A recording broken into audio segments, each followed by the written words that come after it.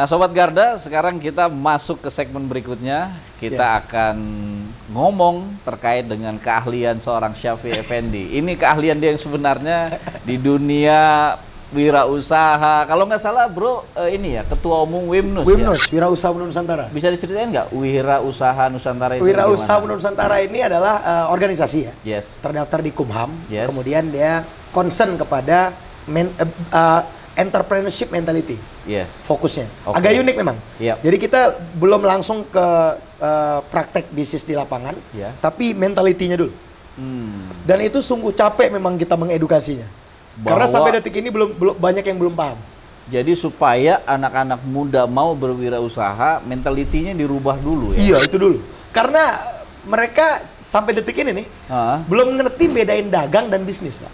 Beda nih, Pak. Dagang dan bisnis? Beda. Perbedaannya gimana perbedaannya? Kalau dagang, itu beli murah jual mahal.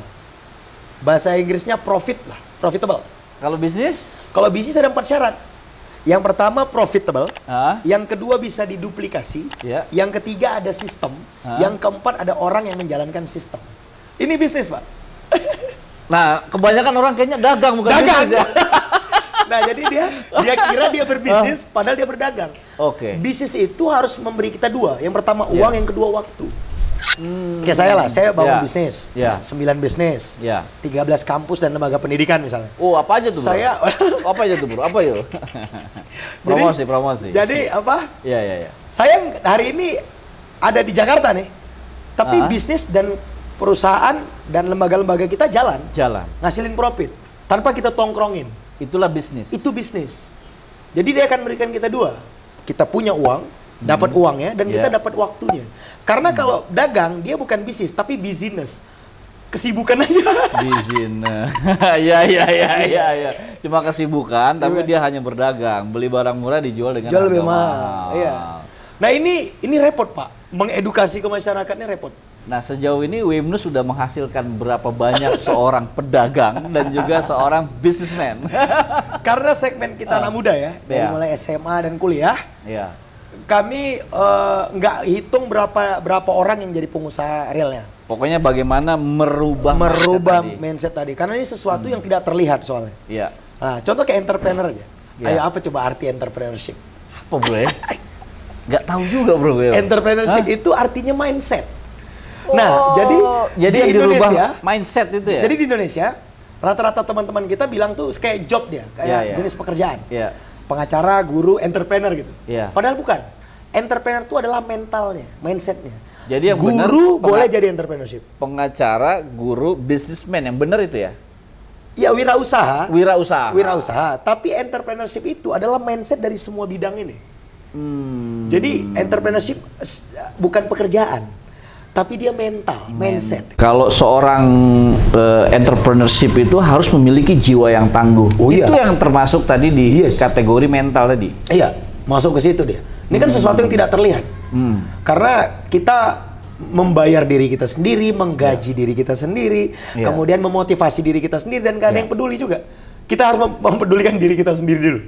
Nah, gini, ini kan anak-anak muda mungkin banyak yang mau jadi businessman ya, bukan jadi pedagang. Ya, mau jadi businessman. Langkah awal sebenarnya harusnya gimana sih mereka? Yang pertama mental tadi, mindset dulu. Mindset, kemudian knowledge. Knowledge tentang. Yang pertama itu bukan modal ya? Bukan. Jadi harus mindset dan knowledge itu dulu. Mindset, knowledge. Yang ketiga jaringan. Nah, modal ini nggak masuk dalam komponen awal ya ternyata. Bukan. Ya.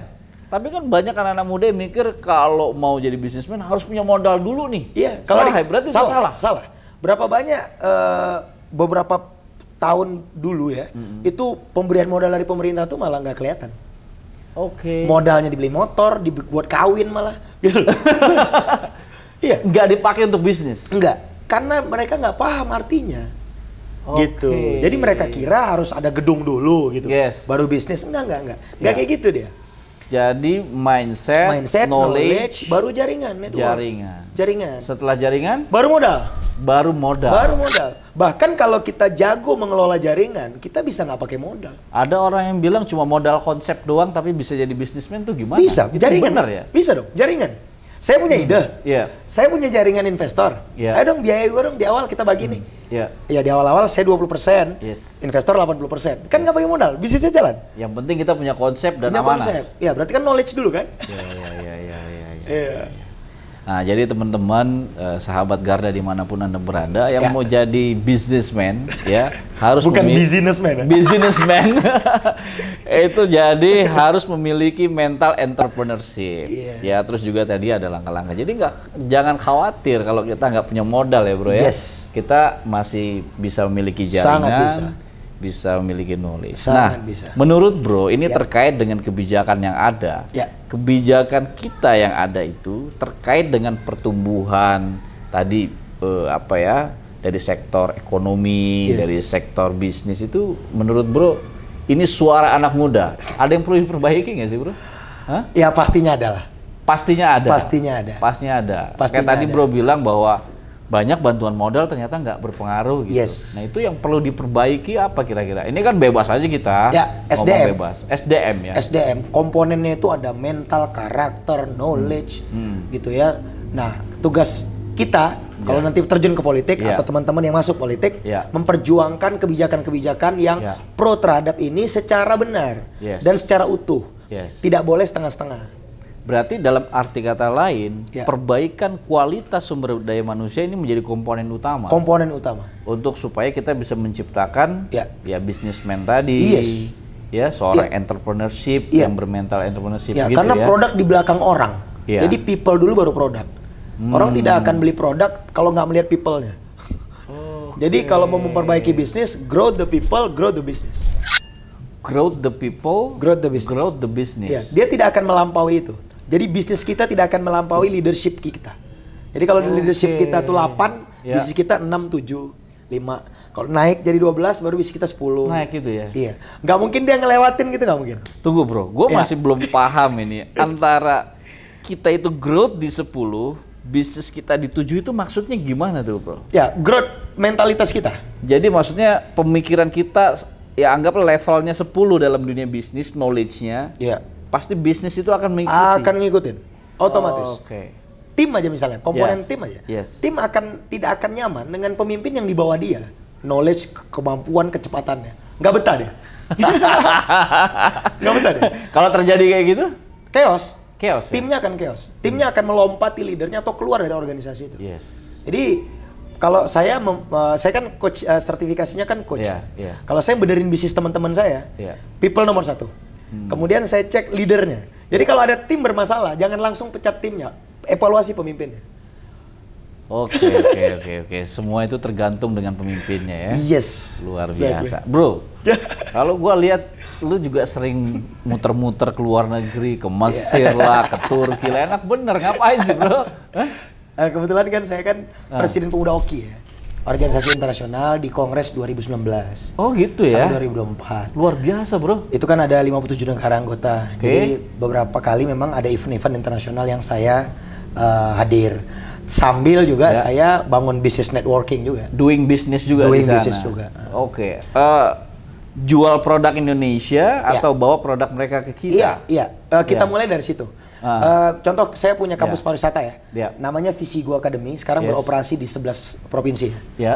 Itu kan ada anak magang tuh, magang profesional ke luar negeri. Nah, salah satunya ke kota-kota itu, Istanbul, Kuala Lumpur, Kairo gitu. Jadi yang belajar di situ bisa magang ke luar negeri? Yes, bisa magang ke luar negeri, nanti saya temenin. Mempelajari wisatanya mereka seperti apa. Dan peluang pekerjaan di dunia profesional di sana. Oh keren banget dong ya? Iya. Namanya Visigo Academy, Vision and Global Academy. Ini baru nih businessman. Ya, berpikir bukan hanya go nasional tapi juga go global. Karena open border ya, hari ini kita tidak ada batas sebenarnya. Kita bisa kemanapun. Ya kan? Kayak Turki sekarang udah open, udah nggak pakai visa lagi. Betul. Udah, kemudian beberapa negara visa on arrival. Zaman Pak Jokowi ini keren loh. Ini saya apresiasi untuk Bu Menlu ya. Jadi beberapa negara itu dipermudah sekarang proses masuknya. Nah ini sebenarnya kita udah jadi warga dunia, Mas Bro. Bukan lagi warga Indonesia saja, udah warga dunia. Karena warga dunia kita harus think global. Kita boleh starting lokal, tapi harus think global. Nah bagaimana ya anak-anak muda yang masih thinknya itu lokal? nggak think global lah, ini gimana? Nggak, Bangun mindset mereka iya, ini gimana? sebenarnya di tangan mereka itu sudah global. Handphone itu kan global. Bisa mengakses informasi Bisa apapun. mengakses apapun, kemudian semua toolsnya itu kan tools internasional yang ada di handphone itu. Cuman mereka belum aware itu bisa dipakai untuk menembus pasar luar negeri. Itu aja sebenarnya. Lagi-lagi mindset, lagi-lagi mental. Semua ujungnya balik ke situ. Ujungnya balik ke situ. Menurut Bro, pemerintah ini udah pas nggak sih memberikan kesempatan bagi anak-anak muda untuk growth saat ini? Saat ini. Menurut Bro, nggak apa, kita kan anak-anak muda bebas lah ngomong apa aja, nggak dilarang kita di sini. Idenya Pak Jokowi udah bener. Ya contohnya ya menteri-menteri muda kita. Kemudian juga, tapi begini, tidak nunggu pemerintah pun, bonus demografi kita akan nonjokin terus memang. Mau tidak mau. Anggota parlemen akan bergeser, anak-anak muda, kepala daerah udah anak-anak muda, karena bonus demografi. Gitu. Nah, persoalannya sekarang adalah anak mudanya tidak percaya diri, yang tuanya ini nggak percaya sama anak mudanya. Ini yang jadi masalah gapnya. Makanya para senior berilah ruang untuk anak muda. Para rambut putih berilah ruang untuk anak-anak muda gitu. Tapi anak-anak muda untuk juga memperbaiki dirinya. Harus percaya diri. Nah, yang persoalannya senior tidak percaya sama anak mudanya tidak percaya dengan dirinya sendiri. Gimana cara nengahinnya dong kalau kayak gitu?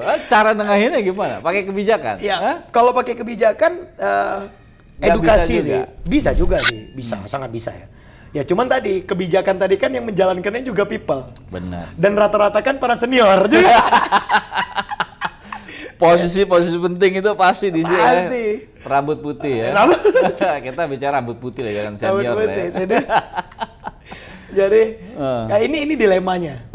Nah, sudah saatnya kita berani melewati fase resistensi regenerasi ini gitu. Nggak apa-apa, agak-agak berbenturan sedikit nggak apa-apa. Tapi anak mudanya harus percaya diri. Karena di semua sejarah anak muda tuh memang tugasnya tanda kutip bikin kacau. Bikin kacau? Maksudnya gimana? Bikin kacau tatanan lama. Loh kan dia kan membawa hal baru kan. Dan dia juga dinamis ya, cepat, dinamis. Kemudian karena dia tidak punya pengalaman yang banyak, ya dia tabrak dulu kan.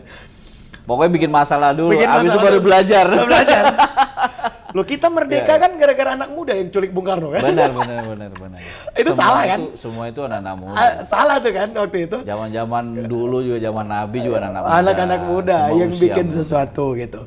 Tapi di saat itu pasti dia penuh konflik, penuh tekanan, tidak dipercayai. Tapi juga anak-anak muda harus bertanggung jawab dong kalau bikin masalah. Iya makanya knowledge-nya harus cukup, mentalnya harus terlatih, dan dia harus siap berproses. Nah ngomong-ngomong percaya diri nih Bro.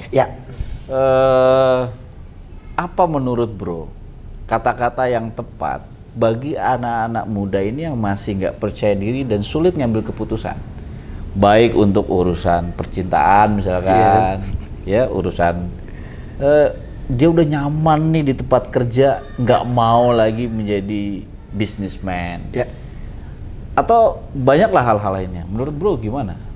Apa kata-kata yang tepat untuk memantik mental mereka agar bisa bangkit?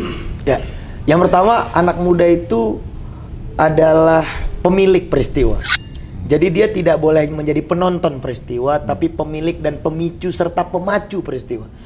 Nah, kalau anak muda menyadarin posisi dia seperti ini, maka dia akan terjun dengan bebas sebenarnya untuk untuk meninggikan pikirannya, meluaskan pengaruhnya gitu. Itu sih saya rasa poinnya untuk anak muda. Dan rajin baca buku rajin baca Iqra itu akan membuat kita lebih paham fungsi kita. Dan dengan bonus demografi ini kira-kira hal itu yang harus dilakukan. Harus dilakukan karena ini jatah kita sampai 2045-an gitu. Luar biasa. Luar biasa, Syafiee Effendi sudah berbagi ilmu dan pengalamannya, walaupun sebenarnya saya belum puas ya. Tapi nanti kita undang lagi di You Speak Up ya.